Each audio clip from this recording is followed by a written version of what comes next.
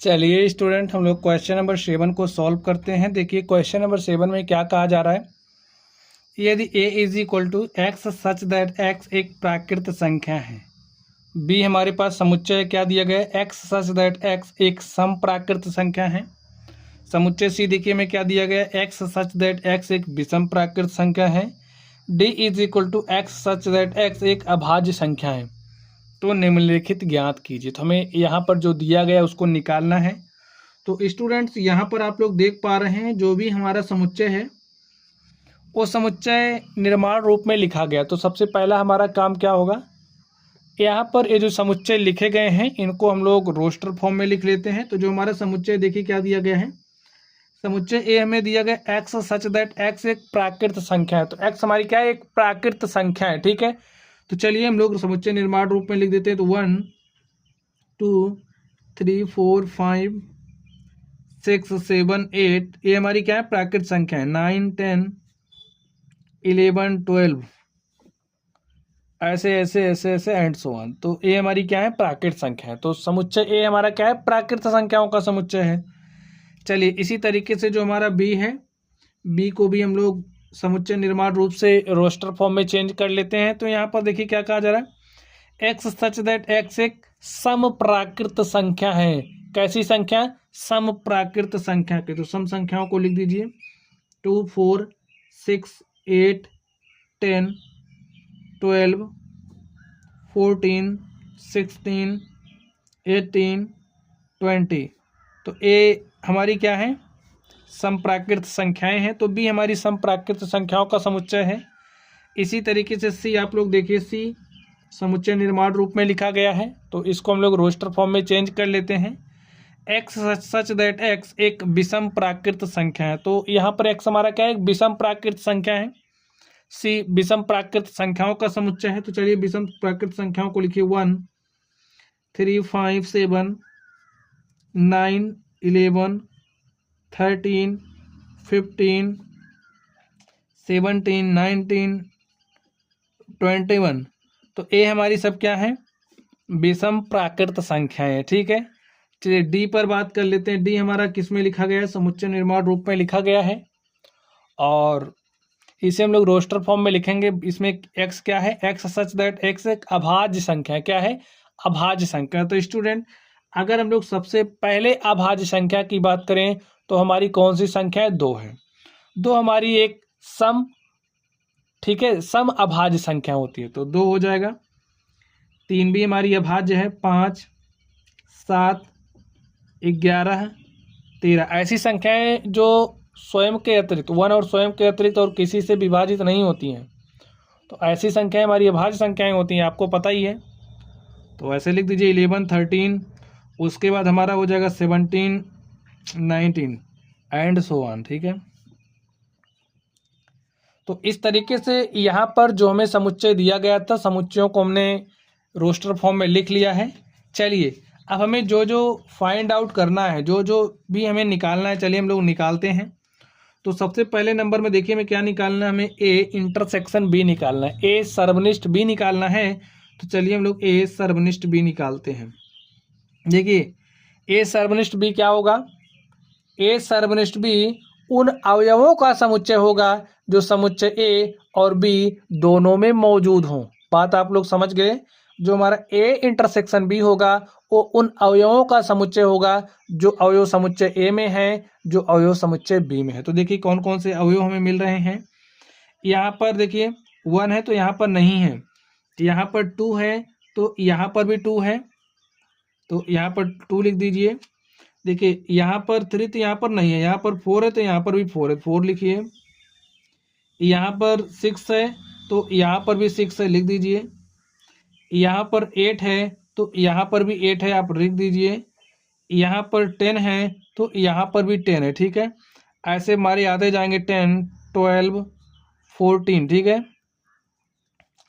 ये हमारा क्या हो गया, ए इंटरसेक्शन बी। चलिए अब हमें दूसरे नंबर पर देखिए क्या निकालना है। यही हमारा स्टूडेंट आंसर हो गया है। दूसरे नंबर पर देखिए हमें क्या निकालना है, ए इंटरसेक्शन हमें सी चाहिए। तो देखिए ए इंटरसेक्शन सी क्या हो जाएगा, ए इंटरसेक्शन सी, ए सर्वनिष्ठ सी उन अवयवों का समुच्चय होगा जो समुच्चय ए में है, जो समुच्चय सी में है। ठीक है, तो ए यहाँ पर है, सी यहाँ पर है, तो ए और सी में देखिए कौन कौन से अवयव हैं। 1 यहाँ पर है तो 1 यहाँ पर भी है, तो लिख दीजिए। देखिए 2 यहाँ पर है लेकिन नहीं है, यहाँ पर 3 है तो यहाँ पर भी 3 है, तो 3 लिखिए। यहाँ पर देखिए 4 है, यहाँ पर नहीं है, यहाँ पर 5 है तो यहाँ पर भी 5 है, तो 5 लिख दीजिए। यहाँ पर 6 यहाँ पर नहीं है, यहाँ पर 7, यहाँ पर 7 है, तो लिख दीजिए। इसी तरीके से यहाँ पर 9 है तो यहाँ पर भी 9 है, और यहाँ पर 11 है तो यहाँ पर भी 11 है। इसी तरीके से 13, और यहाँ पर देखिए 12 है, 13, 14, 15 ऐसे जाएगा।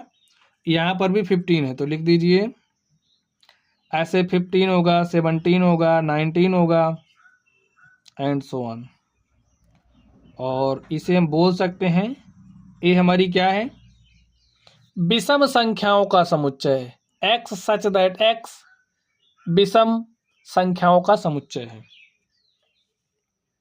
A intersection C. ठीक है, चलिए अब हम लोग इस तीसरे नंबर पर चलते हैं और देखते हैं इसका सॉल्यूशन क्या होगा। तो इसमें मैं क्या निकालना है, ए इंटरसेक्शन डी निकालना है।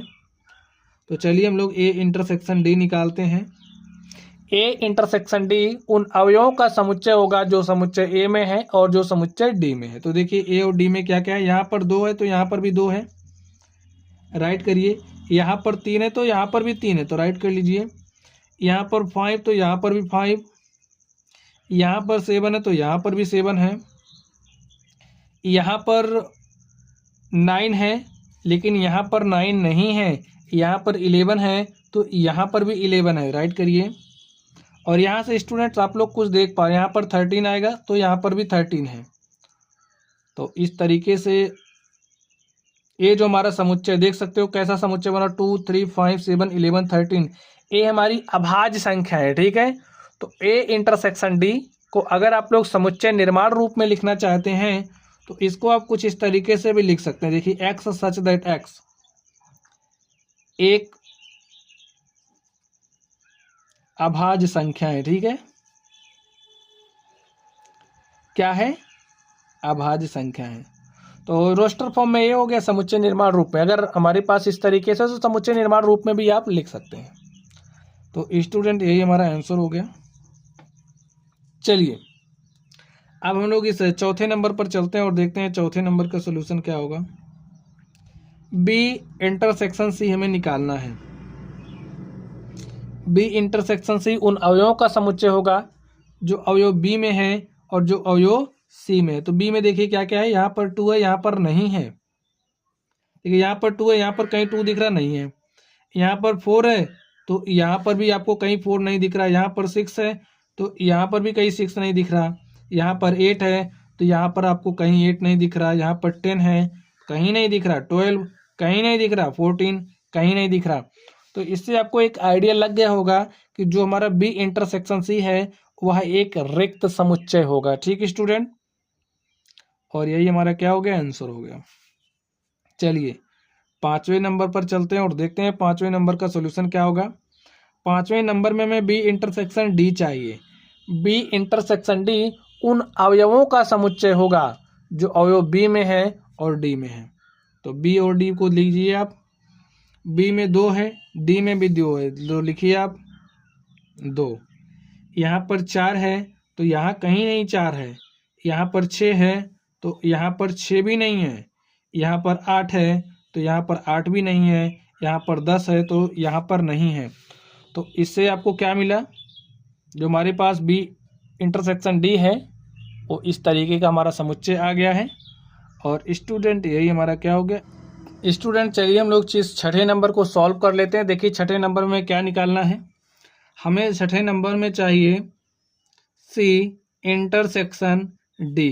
तो देखिए सी इंटरसेक्शन डी क्या हो जाएगा, सी इंटरसेक्शन डी उन अवयवों का समुच्चय होगा जो समुच्चय सी में है और जो समुच्चय डी में है। तो चलिए हम लोग देख लेते हैं। यहाँ पर देखिए 3 है तो यहाँ पर भी 3 है, तो लिख दीजिए 3। यहाँ पर 5 है तो यहाँ पर भी 5 है। यहाँ पर 7 है तो यहाँ पर भी 7 है, यहाँ पर 9 है लेकिन यहाँ नहीं है, तो यहाँ पर 11 है, यहाँ पर भी 11 है, तो 11 भी लिख दीजिए। इसी तरीके से 13 आ जाएगा और 17 हो जाएगा, 19 हो जाएगा एंड सो ऑन। तो स्टूडेंट आप देख सकते हैं ये जो हमारा क्वेश्चन नंबर 7 था, हमने क्वेश्चन नंबर 7 के सभी सवालों को सॉल्व कर लिया है। तो चलिए आप लोग पढ़ते रहिए। अगर आप लोगों को कोई भी डाउट हो तो आप लोग कमेंट बॉक्स में कमेंट करना। वीडियो पसंद आए तो वीडियो को लाइक कीजिएगा, चैनल पर नए हो तो चैनल को सब्सक्राइब करिएगा। तो चलिए आप लोग पढ़ते रहिए। Thank you.